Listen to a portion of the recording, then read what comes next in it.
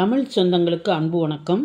பாம்புகள் பொதுவாக அச்சுறுத்தலை தான் உணரும் போது மட்டும், தனக்கு ஏதேனும் துன்பம் வரப்போகிறது என்று உணரும் போதுதான் மனிதர்களை தாக்குகின்றன. பெரும்பாலும் பாம்பு கடித்து இறந்த மனிதர்களைத்தான் நாம் பார்த்திருக்கிறோம், கேட்டிருக்கிறோம். ஆனால் ஒரு மனிதனை கடித்த பாம்பு உடனடியாக உயிரிழந்த சம்பவத்தை நாம் கேட்டிருக்க வாய்ப்பே இல்லை. பாம்பு என்றால் படையும் நடுங்கும் என்று கூற கேட்டிருக்கிறோம். பாம்பு தன்னிடம் வைத்திருக்கும் விஷமே இதற்கு காரணமாகும். இதனால்தான் பாம்பை கண்டால் பலரும் தெரித்து ஓடுகிறார்கள். ஆனால் மத்திய பிரதேசத்தில் ஒரு இளைஞரை கடித்த ஒரு விஷப்பாம்பு சிறிது நேரத்திலேயே துடிதுடித்து இறந்திருக்கிறது. இது தொடர்பான செய்திகளை அறிந்து கொள்ள ஆர்வமுடன் உங்களை அழைக்கிறது மௌனத்தின் சப்தங்கள். மத்திய பிரதேசத்தின் பால்காட்டின் குட்சோடி என்ற கிராமத்தில் இந்த நிகழ்ச்சி அரங்கேறியுள்ளது. 25 வயது சச்சின் நாக்பூரே என்பவர் கார் மெக்கானிக்காக பணியாற்றி வருகிறார். அவர் 2025ஆம் ஆண்டு ஜூன் மாதம் ஒரு நாள் தனது பண்ணைக்கு சென்றுள்ளார். அப்போது அவர் தற்செயலாக ஒரு விஷப்பாம்பை மிதித்து விட்டார். இதனால் கோபமடைந்த பாம்பு அவரை கடித்து விட்டது. சச்சின் நாக்பூரே இதனால் அதிர்ச்சி அடைந்து வலியால் துடித்தார். அதே வேளையில் அவரை கடித்த பாம்பு அடுத்த 5 அல்லது 7 நிமிடங்களுக்குள் துடிதுடித்து இறந்துவிட்டது.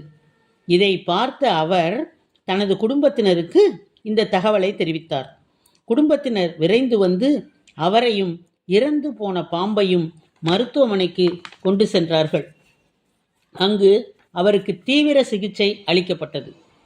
அவர் உயிர் பிழைத்து கொண்டார்.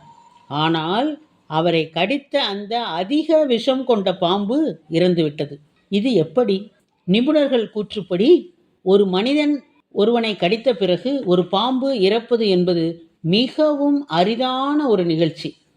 இந்த அசாதாரண வழக்கில் 2 சாத்தியமான காரணங்கள் இருக்கலாம் என்று நாம் யூகிக்கலாம். ஒன்று, சச்சின் நாக்பூரே சிட்சிடியா, பிசுண்டி, பல்சா, ஜாமுன், மா, துவார், ஆஜன் கரஞ்சி மற்றும் வேம்பு உள்ளிட்ட பல்வேறு மரங்களின் கிளைகளை பயன்படுத்தித்தான் கடந்த 7-8 ஆண்டுகளாக தனது பல்லினை துலக்கி வருவதாக தெரிவித்தார். இந்த மூலிகை மரங்களின் கலவையானது பாம்பின் இரத்தத்தை நச்சுத்தன்மையாக்கி அந்த பாம்பின் மரணத்திற்கு காரணமாக மாறியிருக்கலாம் என்று சச்சின் நாக்பூரே நம்புகிறார். வனத்துறை ரேஞ்சர் தர்மேந்திர பிசன் என்பவர் இதனை அரிதிலும் அரிதான நிகழ்வு என்று அழைக்கிறார். ஒரு பாம்பு மனிதனை கடித்த பிறகு கூர்மையாக தன்னை முறுக்கினால் பாம்பின் விஷப்பை உடைந்து அதன் திடீர் மரணத்திற்கு வழிவகுக்கும் என்று அவர் தெரிவிக்கிறார். சச்சின் நாக்பூரேவை கடித்தது சாதாரண பாம்பு அல்ல, குறைந்த விஷம் உடைய பாம்பு அல்ல, டோங்கர் பெளியா என்று அழைக்கக்கூடிய கொடிய விஷம் கொண்ட பாம்பு ஆகும். அட பாவி, உன்னை கடிச்ச உடனே பாம்பே செத்து போச்சே, அப்போ அந்த விஷம் பாம்புடன் இல்லை, உங்ககிட்ட தான் இருக்குது என நாக்பூராவை அவரது நண்பர்கள் கிண்டல் செய்து வந்தார்கள். சென்னையில் ஆண்டிற்கு 300 நல்ல பாம்பு, 500 சாரை பாம்பு என 1000க்கும் மேற்பட்ட பாம்புகள் வனத்துறையால் பிடிக்கப்பட்டு அடர்ந்த காடுகளில் விடப்படுகின்றன. உலக அளவில் 2968 வகையான பாம்புகள் உள்ளன. இந்தியாவில் 276 வகை பாம்புகள் உள்ளன. பாம்புகளில் நல்ல பாம்பு, கட்டுவிரியன், கண்ணாடு விரியன், சுருட்டை விரியன் ஆகிய 4 பாம்புகள் மட்டும்தான் விஷம் கொண்டவை. மற்றவை விஷம் அற்றவை என்ற உண்மை பலருக்கு தெரிய வாய்ப்பில்லை.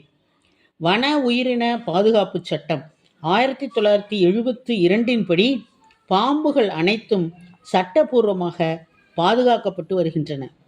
அரசின் அனுமதி மற்றும் உரிமம் இல்லாமல் அந்த பாம்புகளை பிடித்தாலோ அல்லது அடித்து கொன்றாலோ இடமாற்றம் செய்தாலோ அதிகபட்சமாக 3 ஆண்டுகள் சிறை தண்டனை அல்லது ரூபாய் 25,000 அபராதம் விதிக்கப்படும். ஏனென்றால் பாம்புகள் தங்கத்தை விட விலை மதிப்பு மிக்கது. பாம்பின் விஷம் மருத்துவத்துறையில் பெரும் பங்கு வகிக்கிறது. 1 கிராம் நல்ல பாம்பினுடைய விஷமானது 28,000 ரூபாய்க்கும், கட்டு விரியனின் விஷம் 30 ரூபாய்க்கும், கண்ணாடி விரியனின் விஷம் 40,000 ரூபாய்க்கும், சுருட்டை விரியனுடைய விஷம் 45,000 வரையும் விற்கப்படுகிறது. தாங்கள் அனுபவித்து உணர்ந்ததை நம் முன்னோர்கள் நச்சென்று 4 வரி பாடல்களாக நமக்கு தந்துவிட்டு போயிருக்கிறார்கள். இன்றைய அனுபவ பகுதியை நீதிவெண்பா பாடல் 1 நம்மை சிந்திக்க வைக்கிறது. கொம்புளதற்கு 5, குதிரைக்கு 10 முழம், வெம்பு கரிக்கு 1000 வேண்டுமே, வம்பு சரி தீங்கினர்தம் கண்ணில் தெரியாத தூரத்து நீங்குவதே நல்ல நெறி என்பதுதான் அந்த பாடல். ஆடு மாடு போன்ற கொம்பு உள்ள பிராணிகளிடம் அவற்றின் அருகில் நாம் இருக்காமல் 5 முழ தூரம் தள்ளி நிற்க வேண்டும். அதனைத்தான் கொம்புள்ளதற்கு 5 என்று குறிப்பிட்டார். குதிரையாக இருந்தால் 10 முழம் தள்ளி நிற்க வேண்டும். ஒற்றை யானையாக இருந்தால் 1000 முழம் நாம் தள்ளி நிற்க வேண்டும். அப்போதுதான் நம்மை நாம் காப்பாற்றிக் கொள்ள முடியும் என்ற பேருண்மையை இந்த நீதிவெண்பா பாடல் விளக்கி கூறுகிறது. ஆனால் அதன் கடைசி வரி, தீய மனிதர்களின் கண்ணில் எட்டாத தூரத்தில், கண்ணில் படாத தூரத்தில் நாம் ஒதுங்கி நிற்பதே நமக்கு நன்மை பயக்கும் என்பதனை அற்புதமாக விளக்குகிறது இந்த நீதிவெண்பா பாடல். அந்த பாடலைத்தான் இப்போது அசை போட தோன்றுகிறது.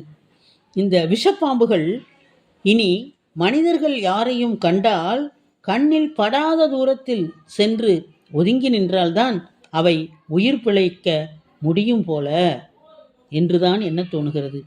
காலம் கலிகாலமாகி போய்விட்டது என்பதனை நினைவுபடுத்தி உம்மிடமிருந்து விடைபெறுவது உங்களுடைய அன்பு தோழி கீதா.